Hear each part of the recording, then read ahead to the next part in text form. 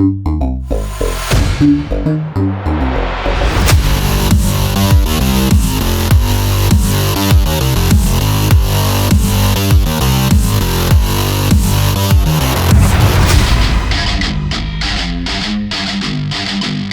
first ever UAAP Esports Valorant Champions, De La Salle University. Naisip mo ba na mangyayari yun? Finally, meron na first ever na champions as a school, as a uni, pagdating sa isang esports league. Hello everyone, I'm Javier Juan, and my in-game name is Javi8K. Lance Elmo Gakayan. My alias is Banunu. I'm the initiator of DLSU Esports. Miguel D. My IGN is actually Gelson or DLSU D. I play controller or sentinel for the team. Aaron Sablay, and my in-game name is Fission, and I play the flex role. Luis Corpus. My in-game name is DLSU Corpus. I play controller for the DLSU Valorant team. It's Lucas Grunberg. In-game I'm known as DLSU Grunberg or Sekra, and I play duelist for the DLSU Valorant team. The team started during the pandemic, around 2020. I wanted to start an esports team for La Salle since my brother was competing in the Ateneo team. So I formed the team 4 years ago, and we're proud now, and we get to represent the school itself for UAP and for other tournaments such as Predator. And he recruited me to join in 2022, and then we had like a roster. Eventually after that, like a lot of the players, they graduated, some didn't want to play the game anymore during that time, like last year, and then so eventually we decided to hold an open tryouts. I joined late last year. From there, they tried out a lot of players from DLSU. They got the top 3 players. I grinded my way, and when there was another opportunity to try out for this team, the main team, I got in. So I got picked up in the tryouts. Yeah, we started practicing and we clicked. That's where we all kind of came together as one. Yeah, we started dominating after that.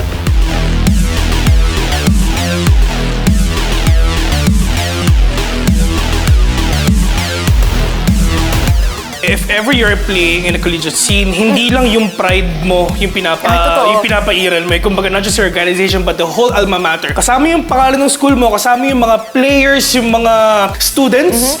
Pride yun na pwede mo ipakita talaga if ever you're playing in a collegiate scene, for sure. For the side of collegiate experience, ito yung parang testing grounds din nila kumbaga, para sa mga newer bloods, younger generation, perhaps.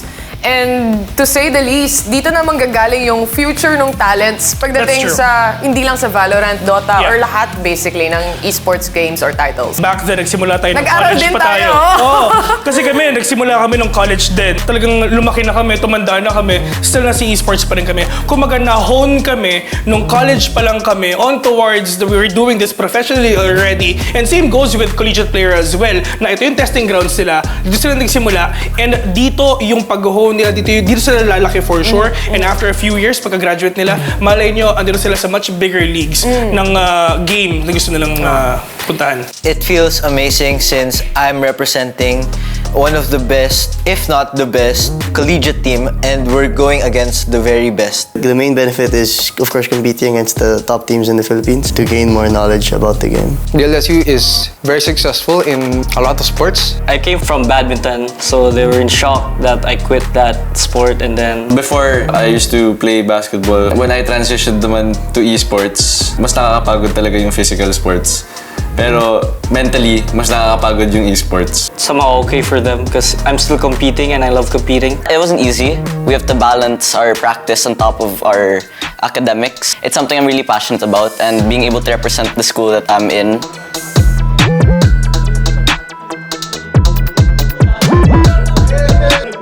Hey guys, what were the biggest challenges and highlights of competing in the UAP Valorant category?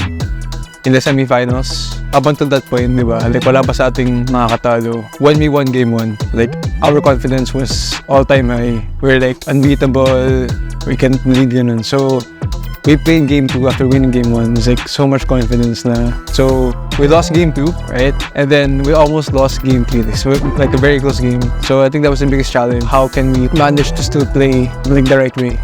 Come to think of it, ang hanap naman ng esports player in general, especially yung mga professional, pagdating dito sa Predator League, I do find na yung sustainability na yon, hindi lang siya para sa mga upcoming, sa mga amateur That's true. na mga players, pero it's more on para sa mga estudyante. I think it's a side quest, ika nga. Oo. And I think having the support din ng mga schools, hindi lang yung mula sa UAP, Yep. pero bigger brands, kagaya ng Predator, that does a lot.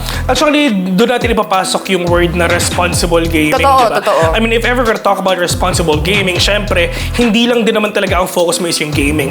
One thing, collegiate, syempre, andyan yung school, andyan yung mga extracurricular activities mo, and syempre, yun yung din talaga kailangan mong i-focus. Yeah. First, then after that, if ever you're excelling sa games as well, ibang klase ka. Ang galing mo na sa school, ang galing mo na sa ACADS, ang galing mo na sa gaming, ang galing mo na sa lahat, grabe ka naman. As an athlete, papunta na tayo sa progress na gano'n eh. 10 Yep. years ago, it was very different. Yeah. But now, support comes in, sustainability comes in, doon na pumapasok yung mga ganitong Yeah. kalaking brands na ang laking actually ng health, na tuloy-tuloy yung Predator League kung iisipin mo ilang taon na ba. Back then, 10 years ago, yes, nagkakaroon nga tayo ng mga collegiate league, pero iba yung ngayon eh. Full production, full support ng school.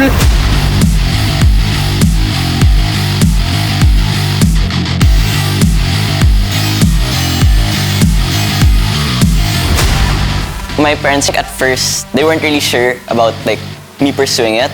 But then after seeing that I joined the UAP team and then now we're going to Cebu to represent DLSU, they're a lot more supportive than they were before, definitely. The journey to UAP wasn't really easy. There's like individual breakdowns and mistakes from each and every one of us. We really worked hard individually with our own time. Kahit may maraming school recs and thesis, we still tried to put it together and the 100% effort that we can give. Inside the game, we're vibing, and then outside, we're still vibing. It's like a brotherhood. You know, sometimes we banter on each other to push each other to our limits. You should never take it personally if there is a disagreement. It's more of, how to improve on it. Accountability for the things we do in the team, and So what's good about their team, I think we don't have high egos.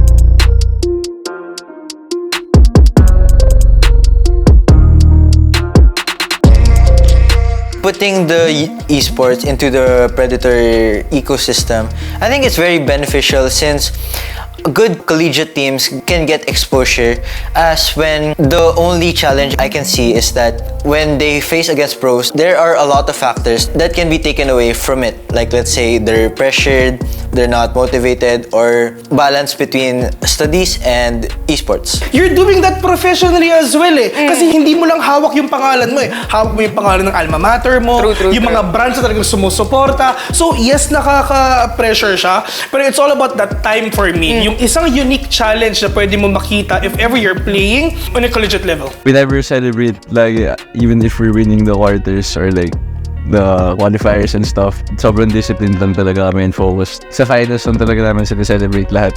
Because the role of DLSU itself, they've been very supportive. Like anything we need, they'll give it. If we need clothes, shoes, or like peripherals, mouses, they'll give it.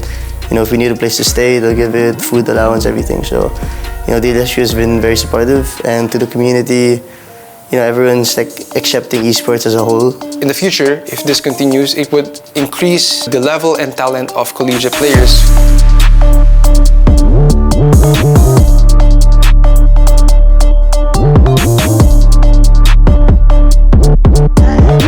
The team is currently preparing for the Philippine qualifier. I think actively learn something in every practice, and let's see how it works.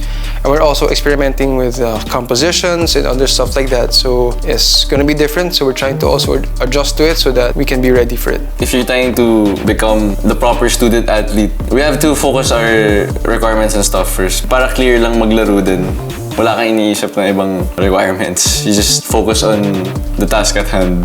We've been talking to coaches, we've been analyzing our games, what we did before, what got us here, and focusing on our strengths. Hindi na to basta laro-laro lang. You have responsibilities. Yeah. Nandyan yung teams mo, may coaches ka. Hindi na siya yung typical na usual mong nakikita before na, sige, set up tayo ng team, pangalan na lang ng org natin. Kung kailan tayo makascrim, yun na yun. It's completely different this time. And sa tingin ko yun yung parang biggest challenge in a college Meron pa ako sense. Ano ba sa'yo? proving your parents na worth Ay, itong totoo! ginagawa. Totoo! Yeah, kasi back then, I mean, yes, nung nasa college pa tayo, sinasabi natin sa mga parents natin na, oh, we're gonna do this, we're gonna do that. Buti nga may VOD na ngayon eh. Exactly. So, sasabihin ng mga parents natin, ano yung ginagawa mo? Diba? Ano yung ginagawa mo? Tapos ngayon, ang sarap sa feeling na, mapa. Laro ako Predator League. Oo, student-athlete na ako. Talaga? Anong game? Valorant or ibang game titles. So, yun yung mga challenges na paano mo ipoprove sa parents mo na that is your career na gustong puntahan in a few years. Mas madali, not only that, pero mas marami nang pwedeng magsabi ng... Kasi kami, as a Gen 2, kind of esports caster, kailangan naming pagdaanan lahat ng mali eh. That's true. Bago kami matuto. At least ngayon, like, ang dami nang napagdaanan na mali pagdating sa esports, ang dami nang magandang nangyari as well. And it's the perfect balance of really pushing it in na maayos din lahat for the betterment of esports in general sa future natin. Malalaki na yung prod, meron ka ng mga insight or talaga on-site na venues. Not only that, but you also get paid now. First big tournament that you guys all won together. I didn't play it, as you guys still won.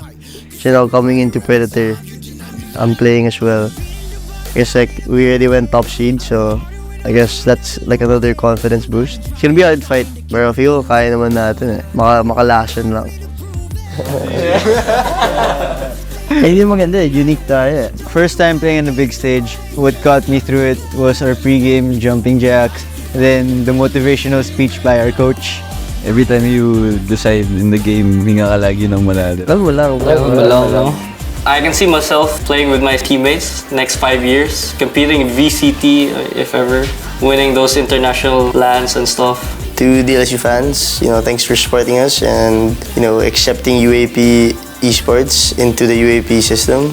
I feel like esports will become as big as basketball one day. Thank you so much for supporting us. This is a big reason why we play Valorant. We want to kind of showcase our talent to everyone that a lot of people supported, so I think it's gonna keep growing. It's only up from here. And even if there are times that natatalo kami, you guys always still have our backs and you always make us motivated to play. For the gaming community, for the fans that are supporting us, especially my parents, I want to say thank you. I hope that you continue to support us in this upcoming Predator League qualifiers for the Philippines and also for our upcoming tournaments in the future. Personal goals. Graduate. Graduations. For the future. Biggest goal. And the more UAP championships. Hopefully together for These guys are my brothers. They all inspired me to be the person I am today, and I wouldn't be here without their support and help. Even though we are a college team, we just want to show our skills and the power that we can give while representing our school. As long as we have fun, as long as we stick to our strengths, it will all turn out okay. Esports is a sport. Esports is here, esports is now, and collegiate level esports scene is definitely here.